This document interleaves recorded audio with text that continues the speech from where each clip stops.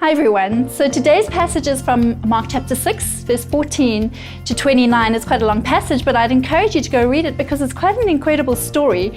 It's the story of the death of John the Baptist, and it's quite gruesome actually. If you don't know it, go and read it. You'll be intrigued by it.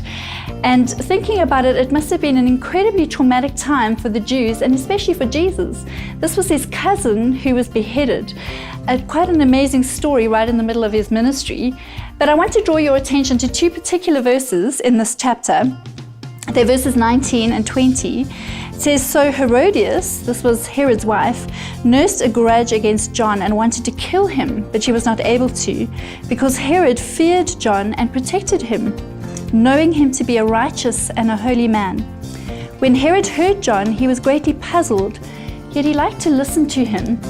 And some versions speak about Herod being intrigued by John's words. And I just find this really interesting, that he liked to listen to what John had to say about God and about his kingdom. And yet when it came down to the crunch, when it came to him being able to protect John from Herodias, his wife who wanted to kill him, he didn't do it. He allowed that to happen.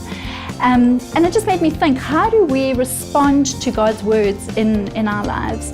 Are we merely just interested or intrigued or think they're good words because they come from a righteous place?